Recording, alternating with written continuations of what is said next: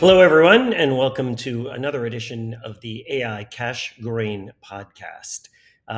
Today is August 30th. I'm Satish Nandapurkar, Director of Data-Driven Strategies. And just like last week, I got to start out with a disclaimer here because we do recommend futures and options trades every now and then. And just to make sure you know that the risk of loss in trading in futures and or options is substantial, and each investor and or trader must consider whether this is a suitable investment. So with that out of the way, let's look at what happened this week. Both corn and soybeans had nice up weeks. Corn closed at 401, up 10 cents. Soybeans closed at an even $10, up 27 cents. Cy will come along and talk about where markets are kind of in wait and see mode for demand to show up and yields to be recorded and tallied. But Cy will go through that some more. Kevin will then talk about the models. For corn, it's fairly sideways, maybe a little bit down, but you can see the confidence interval on corn is pretty wide. For soybeans, moderately, very, very moderately bearish, longer, but for the most part, we're not talking far down. So I would call both corn and soybeans, the models are kind of sideways and in line with what you would normally expect at this time of the season. But when it comes to the recommendations, we did go over an end of month. So August 30th was the last trading day of the month. The benchmarks will both be selling corn and soybean. The benchmark we're judged against sells 15%. In corn, we sent out an alert Friday morning to sell 10% on the close. In soybeans, as part of that alert, we said sell 15% on the Friday close. That will get us completely in line with our benchmark index. So in both cases, we'll be 70% sold, which is the same as the benchmark, but we'll be well ahead of the game. I think we're about 13 or 14 cents ahead of the game in corn and about 7 or 8 cents ahead of the game in soybeans. So with that, let me turn it over to Cy. Cy, what do you think? I mean, markets are at a little bit of a rebound, but look kind of sideways-ish. Well, thanks, Satish. It sure feels like Groundhog Day here on my end. Markets are in a sideways pattern until proven otherwise. We had a little fun last week with some weather issues, and I think that's why we had a little pop in both corn and beans. And there was some demand around. So I think we're in the short term, it kind of feels like we're just in this chop mode. I do think now that we get a new month, farmers are going to start harvest here pretty soon. You know, you got the pressure out of the Delta coming up. You got the river, which is kind of dragging our export issues. That I think the next move to me sure feels like you get a little poke lower as you finally get these farmers to sell this big crop. Now, I think in beans, we do have a little story. We were talking about soybean oil before with the biodiesel story, the credits, and the potential for this biodiesel story to grow. So the soybean oil market kind of feels like the one that would trade sideways if in meal and beans were to make the next move lower. You don't have a big short in meal. You do have harvest coming. So to me, it feels like you have this situation for oil share to hold, meal and beans to break into this harvest pressure. So as of right now, we sold some. I think the market's going to start feeling a little more pressure before we find this big demand under the market. Kevin, do our models say anything like that?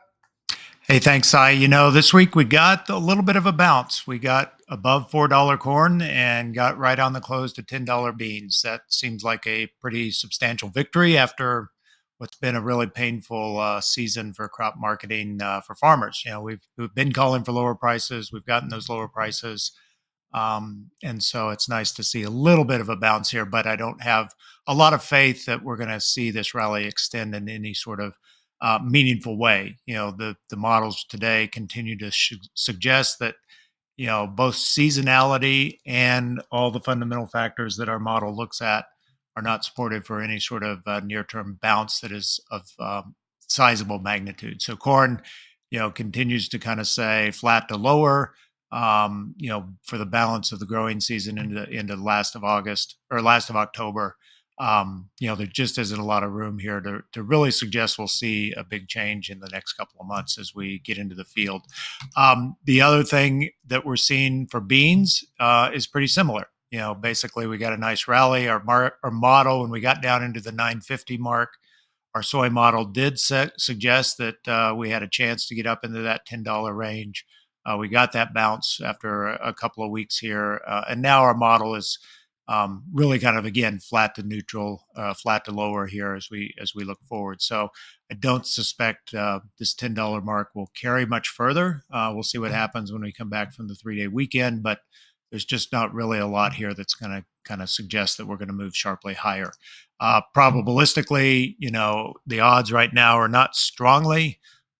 We've seen higher probabilities over the season for various moves. Right now, the model is just kind of sticking to seasonal lines, which gives us about a 65% chance of lower prices. And that's kind of traditional with seasonality at this time of year. So that's what we're working with. Satish, over to you.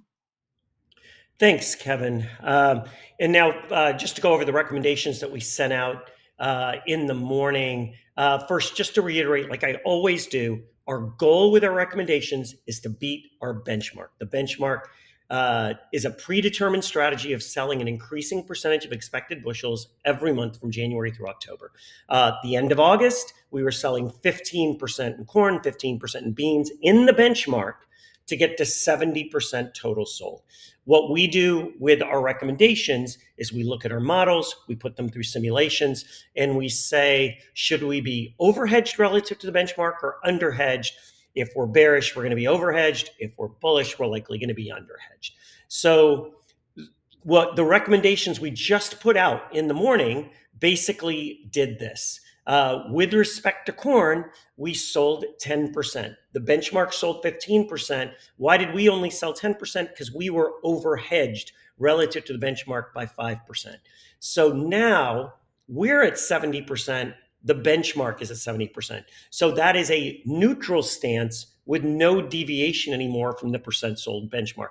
However, we're 13 cents ahead with our average because of timely sales. If you take a look back at this graph, we got 15% oversold back in June just before the big drop. And we kept a little bit of an oversell as we've been dropping. So that's helped us out a lot. We've now gone to a neutral stance. So we're 13 cents better, but that's on 70%. What that tracks to by the end of the program, if we just stay neutral, is by the end of the program, we'll do 9.5 cents better, which is quite good. That's was our target, was to do 8 to 12 cents better and not to take excess risk, because to get that extra reward, you got to take excess risk. So we had targeted beating the benchmark by 8 to 12 cents and taking the right amount of risk and making the right decision to get there, and we got right in that range. When it comes to soybeans, we were neutral coming into the end of the month. We stayed neutral. The benchmark sold 15%. We recommended selling 15% on the close. We are a little ahead of the benchmark. We're 7 cents ahead of the benchmark on the 70%. So our average is 11.01. The benchmark's at 10.94. We have a neutral stance with no deviation currently from the percent sold. As you can see, we did get bearish just before soybeans dropped. However, our models didn't pick up on the need to continue to be bearish. So in July, we got neutral. We should have stayed bearish. The models just didn't pick up on it, which would have allowed us to beat the benchmark by even more. Currently, we're beating the benchmark by about 7 cents. That's going to track to about a 4.8 cent win at the end. Our goal was to do 10 to 15 cents better than the benchmark. I don't think we're going to hit that. But we are going to outperform the benchmark. Our calls were good calls, where we got short, a little short, just before the market dropped. We unwound the short too soon. Wish I could take that back, but that's what the models told us to do. That's what the simulations told us to do. And hey, we're still winning against the benchmark where we're at right now. So let's do a very quick summary and recap for the week. Corn and soybeans had a nice bounce this week. Corn was up 10 cents. Soybeans were up 27 cents. We're kind of at that time of the year where the data doesn't tell us a ton about directionality. We've got our models searching for it, but the data doesn't tell us a ton. Corn's kind of going sideways, slightly down. The models have got beans going a little bit more down, but still mostly just sideways when you look at the confidence intervals around both corn and beans. The biggest thing about this week is we had recommendations because we were at the end of the month. We recommended selling 10% on the Friday close in corn so that we could get to 70% sold overall, which matches our benchmark index, and that's because we're neutral. With respect to beans, we recommended selling 15%, which again gets us to 70% sold, which matches the benchmark index. We're getting closer to the end of the year and closer to the end of this program. And what's nice here is again, in corn, we're tracking to about a 10-cent beat by the end of the year, which is right in line with what we said.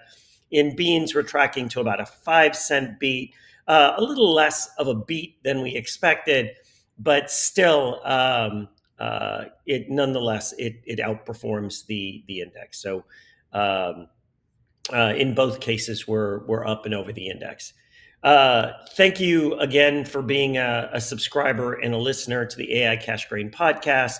We'll keep an eye on the data, and we'll see if there's something that moves the needle off of neutral in both corn and soybeans for next week. And we'll be right back here next Saturday, Saturday, sending out another one of these podcasts, alerting you guys if anything is changing. Thanks again. We'll see you next week.